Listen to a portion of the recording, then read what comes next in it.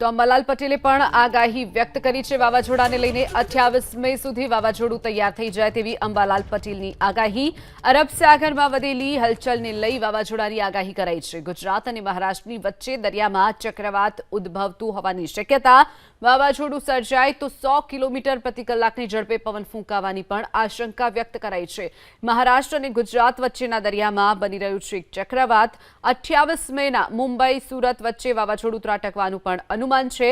અંબાલાલનું અનુમાન દમણ અને વલસાડ સહિતના દક્ષિણ ગુજરાતના તટે વાવાઝોડું પહોંચે તેવી શક્યતા। વાવાઝોડાની અસર સૌરાષ્ટ્ર અને મધ્ય ગુજરાતમાં પણ જોવા મળશે।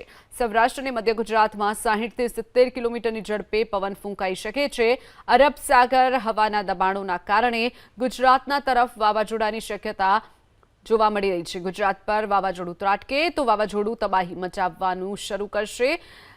તબાહી મચાવનારું આ વાવાઝોડું સાબિત થશે તો ઉનાળુ અને બાગાયતી પાકને ભારે નુકસાન પણ આ વાવાઝોડું પહોંચાડી શકે છે। વાવાઝોડું અથડાયા બાદ એક સપ્તાહ સુધી તેની અસર પણ જોવા મળશે તેવી વાત અંબાલાલ પટેલે કરી છે। તો આ વાવાઝોડું તબાહી સૂચક તો રહેશે જ।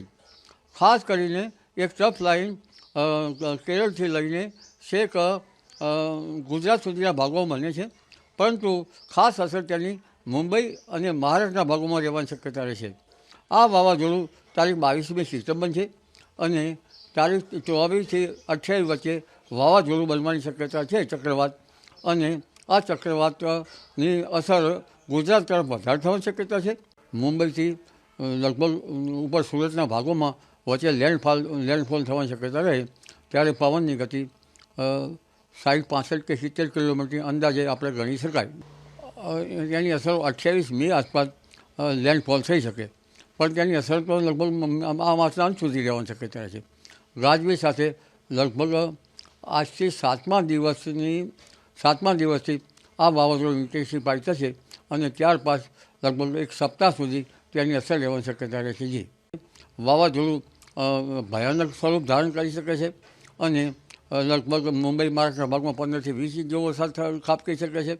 વલસાડ દક્ષિણ ગુજરાત વલસાડ વગેરે ભાગોમાં 12 ઇંચ જેવો વરસાદ થવાની શક્યતા રહેશે। દક્ષિણ સૌરાષ્ટ્રના ભાગોમાં ભારે વરસાદ થવાની શક્યતા રહેશે। આ ઉપરાંત વડોદરાના ભાગો, કપડવંજ અને આણંદ, ખંભાત વગેરે ભાગોમાં વરસાદ થવાની શક્યતા રહેશે।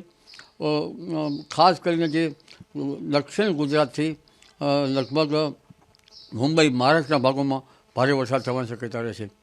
આ ઉપરાંત આ વરસાદ લગભગ સમગ્ર ગુજરાતમાં થવાની શક્યતા રહેશે।